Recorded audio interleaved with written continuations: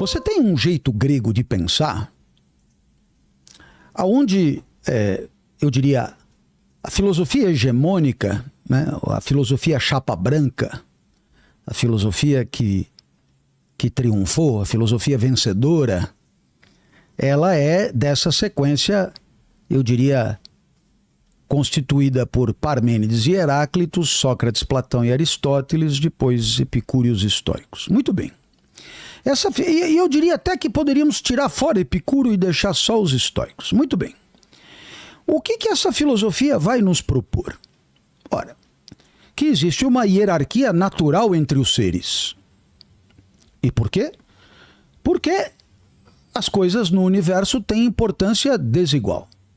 E, portanto, dependendo do seu papel nesse todo cósmico, você será mais ou menos relevante. Certo. Então, quem é que vai governar? Leia lá a República de Platão. Quem vai governar? Quem vai governar é quem pensa bem. E quem pensa bem é o filósofo. Ponto. Simples assim.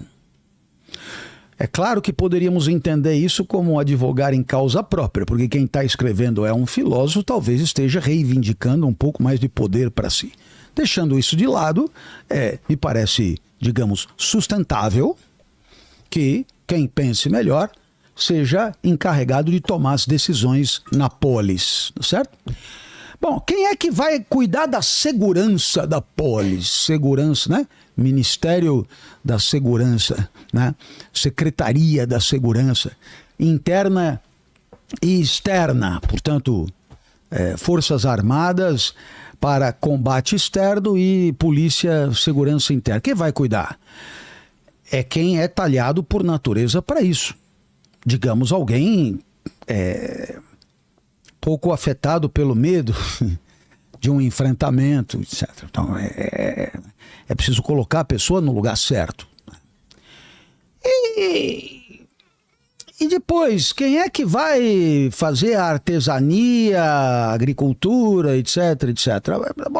Basicamente, quem sobrou, ou seja, aqueles que têm a parte inferior da alma mais desenvolvida, são muito desejantes, são muito apegados às coisas materiais, então vão cuidar daquilo que mais sabem, entendeu? Então, a parte superior da alma cuida da governança, a parte intermediária da alma cuida da segurança e a parte inferior da alma cuida da produção, né? Cuida da produção. Muito bem. Fica claro que, dependendo da sua natureza inicial, dependendo das disposições de natureza que são as tuas, você deverá, numa cidade justa, ser alocado para um desses setores, mas que são hierarquicamente dispostos. Perfeito? O cara de cima é mesmo superior ao cara do meio, que é mesmo superior ao cara de baixo. Ou seja, as pessoas são distintamente apetrechadas por natureza para cumprir o seu papel. Poderia dar um outro exemplo. Se o papel do olho é enxergar, um olho que enxerga mal é um olho inferior, é um olho que não cumpre o seu papel. Veja esse jeito de pensar. Se o papel de uma vaca é dar leite, uma vaca leiteira é superior a uma vaca que dá pouco leite. Se o papel do cavalo é correr rápido, o cavalo que corre mais rápido é superior. Entendeu? Sim. Isso é uma hierarquia natural entre os seres. Muito bem.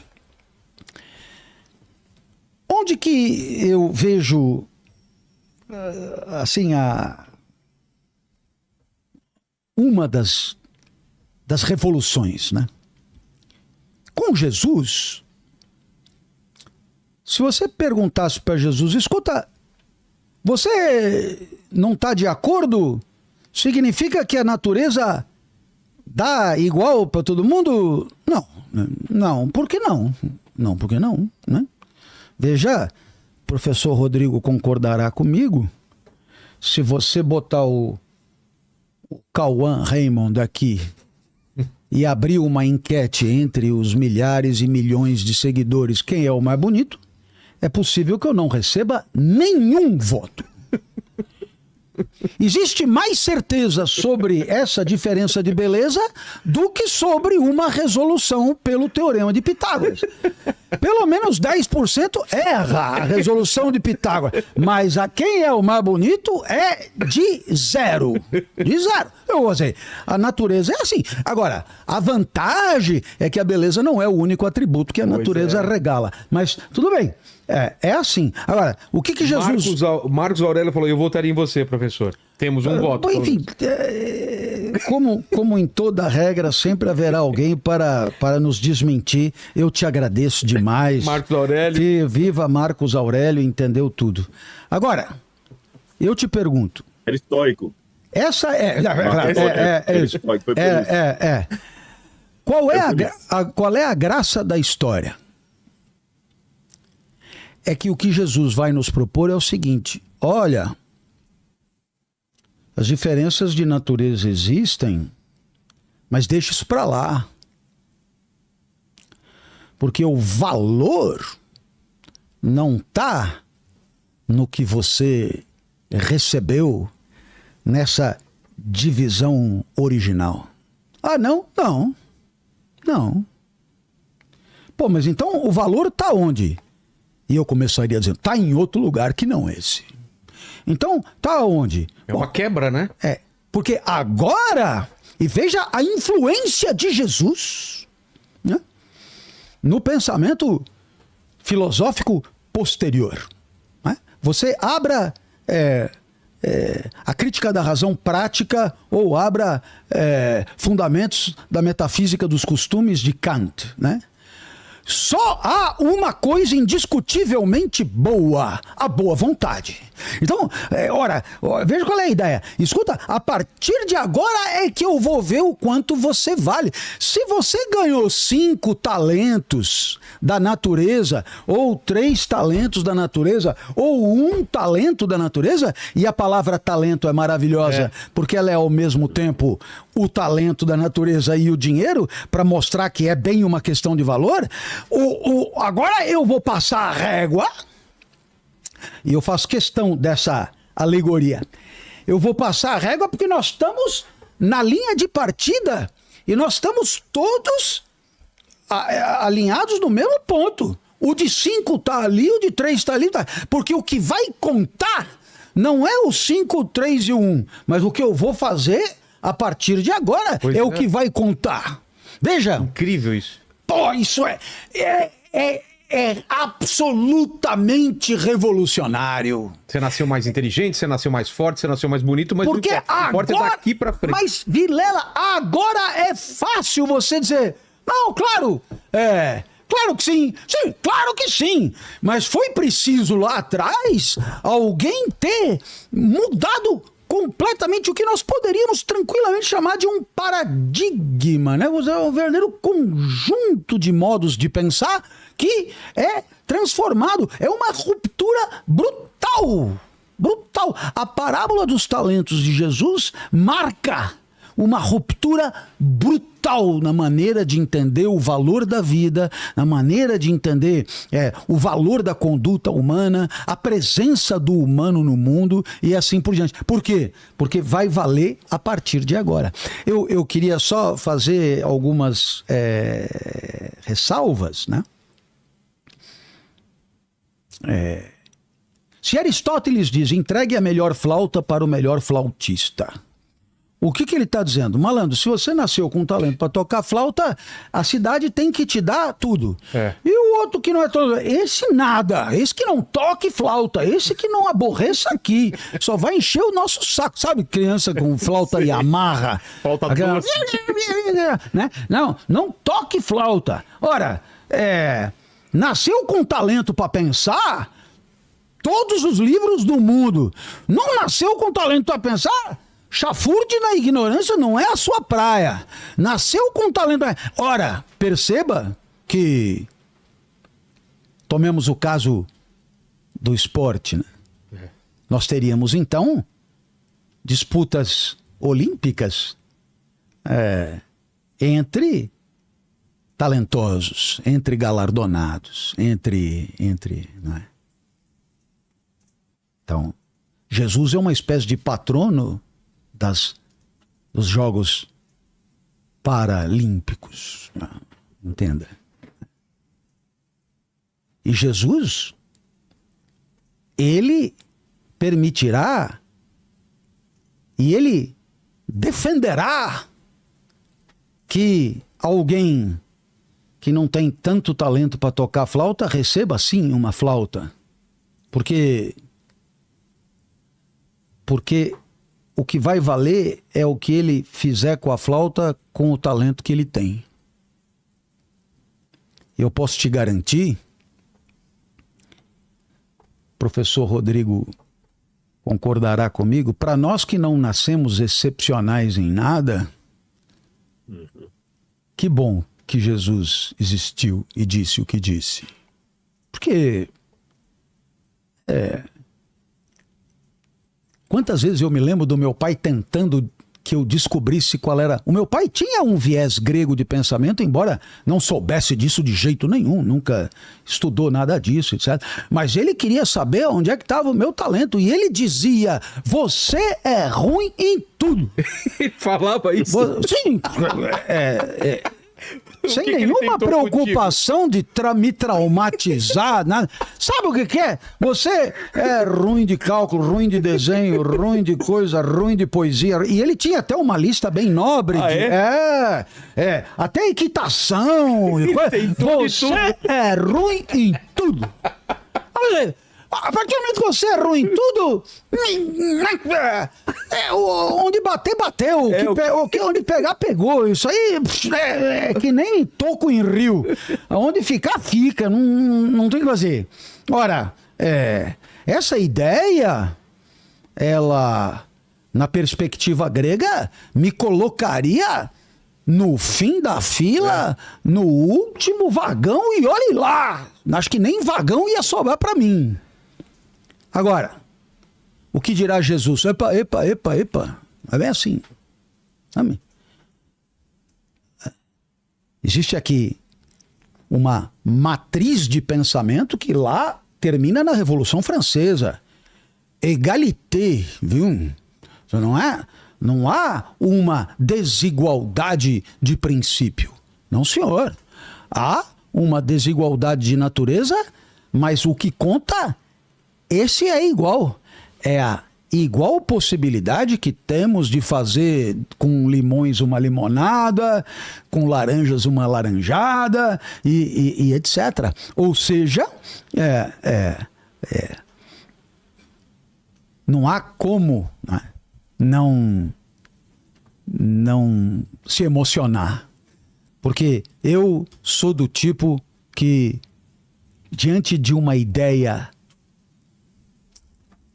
divina, né? Eu me emociono. E é preciso conseguir um pouco isso, né?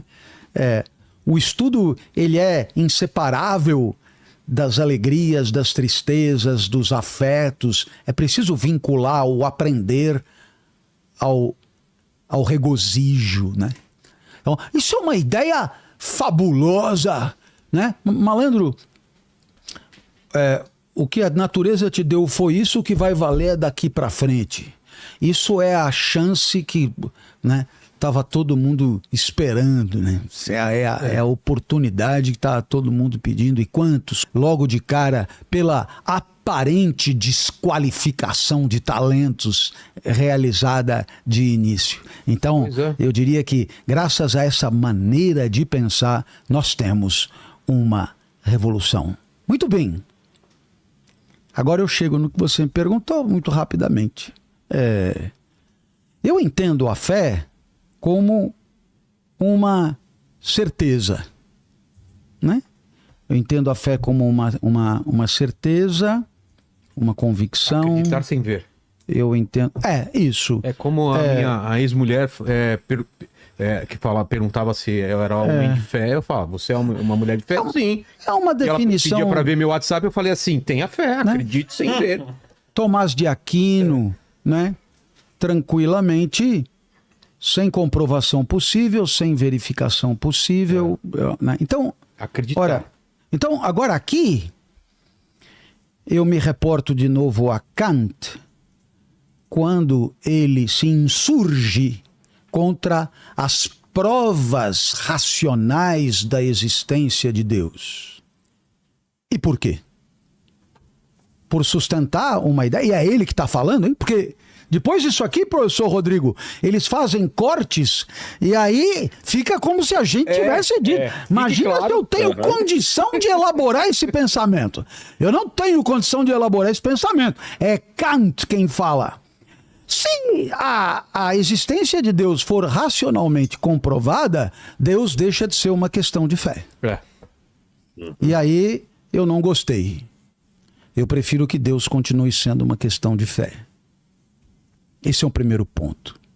E um segundo ponto que eu diria até que fosse a minha última intervenção nessa conversa, porque para mim é o elo mais lindo da filosofia e da religião, que é a discussão sobre o mal que propõe Leibniz e que eu penso ser absolutamente encantadora. Quando a pergunta é: se Deus existe, de onde vem o mal? E depois ele diz: se Deus não existe, de onde vem o bem? E claro, para nós, o problema do bem, né, já está resolvido. Mas o problema do mal é um angu. E Leibniz vai propor uma resolução que eu acho de uma genialidade. Existem pessoas que têm genialidade irritante. É uma competência intelectiva tão superior àquela que você poderia alcançar que esse cara tem que apanhar, não é possível, né? E Leibniz sai com essa solução, mas eu gostaria de concluir a minha fala com essa tirada que eu acho sensacional. Eu abro mão da palavra aqui. Rodrigo, completando que eu queria só falar uma coisinha aqui, antes da pergunta. Eu só queria dissertar um pouquinho no que o professor falou. O Leibniz realmente era um gênio. O Leibniz, com 8 anos de idade, aprendeu sozinho latim e grego. E com 12 anos, ele já criou o cálculo diferencial, que, segundo alguns, foi o que permitiu a calculadora. E com 21 anos, ele já fez o primeiro doutorado dele em Direito, seguindo mais ou menos os passos aí. Não, 21 anos. Olha, 21 anos. Ele deve estar brincando. Professor Rodrigo é pândego. Seguindo os meus passos é daquilo que eu disse. E não do que eu fiz. Doutorado em Direito? Sim, eu tenho doutorado em Direito. Então... Mas, enfim, Leibniz não poderia ter seguido meus passos por várias razões. Uma delas veio antes, claro, né? mas porque eu queria insistir nisso. Professor, eu sou um explicador de pensamentos alheios dentro de limites rasíssimos. Então, o que eu entendi, eu compartilho e eu explico. O que eu não entendi, eu não explico. Assim, de pensamento original meu, mal eu consigo ligar que um falou com o que o outro falou e dizer, acho que tem a ver. E ponto. Assim, pensamento. Agora, uma tirada como essa de Leibniz, eu precisaria viver 5 vidas para chegar nesse nível de competência intelectiva, né? Então, mas de fato eu fiz um doutorado em Direito muito cedo, mas enfim... Mas permita-me colocar um contraponto aqui, professor Clóvis. Eu vou colocar a própria filosofia do professor Clóvis contra o professor Clóvis. Por quê? O que ele falou aqui é um exemplo. Eu sei que por uma questão de humildade, modéstia, ele fala, não, quem sou eu para estar? Mas muitas pessoas que estão nos assistindo não sabem quem é Leibniz. Mas o professor Clóvis de Barros, ele sabe. Entendeu? Então, o que acontece? Pegando a ótica do exemplo que ele queria dar, vamos supor que o Leibniz ganhou aí 10 talentos. E o professor Clóvis, seguindo apenas o que ele está dizendo, ganhou apenas 2. Mas os 2 dele estão aí influenciando milhares de brasileiros para o bem. Então, aqui me lembra uma palavrinha mágica que é justamente o que ele está falando. eu acho que a vida só tem sentido ser vivida, em primeiro lugar, com o transcendente. Eu não abro mão da transcendência. E abaixo da transcendência, a minha vida tem que ter algo, Vilela, que chama-se legado. Eu estou trabalhando muito o tema do legado. Agora, Vilela, estou virando palestrante também. Tem muitas empresas que estão me chamando para falar sobre legado, palestras sobre legado. E por que estou falando disso? O legado é aquele sucesso que ele não é sozinho. É 1, 2, 3, 4 mil talentos, não importa. Ninguém nasceu destituído de talentos. Todos nós temos um talento. Nem que seja sorrir ou chorar com alguém, você tem. E se você pega esse talento e só usa para o seu benefício, isso é egoísmo, egocentrismo, dê o nome que der. Mas quando outras pessoas são beneficiadas pelo pouco ou pelo muito talento que você recebe, aí a sua vida começa a ter sentido. É mais ou menos como algumas pessoas que ficam ricas, mas elas são tão pobres que a única coisa que ela tem é dinheiro. Outros são ricos e eles beneficiam a tantas pessoas que a gente pode falar assim, que bom que fulano de tal ficou rico. Que bom que fulano de tal fez doutorado e se tornou professor. Desculpa, Rodrigo, te interromper. Me perdoe. Não, por favor. Mas, mais uma vez, a influência do pensamento de Jesus. Não é? Por quê? Porque o nosso espectador poderia estar se perguntando, peraí, para os gregos, o mais inteligente é superior, né? Ele é virtuoso, ele faz bem o que ele faz, ele não trabalha, ele se exercita, o trabalho é coisa de quinta. Entendi, são aristocráticos, né? Kratos, poder, aristos, os melhores, né? Poder entregue aos melhores. Perfeito. Agora, Jesus diz, não, o que vai valer a partir de agora é você pondo a mão na massa, é você fazendo. E naturalmente, poderia perguntar, mas escuta, e tudo bem, vale a partir de agora, mas eu diria, quais são os critérios de uma vida boa a partir de agora? Quer dizer, tudo bem, vai valer a partir de agora, mas o que eu tenho que fazer para viver bem segundo Jesus? E aí, o Rodrigo respondeu magistralmente, quer dizer, você tirará de alguém um sorriso que sem você não teria sorrido. Você proporcionará uma alegria que sem você não teria se alegrado. Você me deu um ombro. Você me deu. Ou seja, existe aqui um papel, né, do outro, da alteridade, do tal do próximo, em que o grande valor da vida na ótica de Jesus está no modo como você considera o outro e ao se relacionar com ele, o catapulta, o trampoliniza, o potencializa, o põe para cima, e isso é maravilhoso, né? Isso é maravilhoso. Então, ele disse muito bem, é claro, Leibniz 10, eu meio, mas de acordo com Jesus vai olhar lá e dizer, bom, e você fez o que com esse meio? Porra, só no Vilela é a quinta vez que eu tô indo. 6 horas, e tal, e falo, são 40 livros, 40 anos de vida acadêmica, não sei o que e tal. Eu acho que alguma coisa eu devo ter contribuído. Tá aí o legado.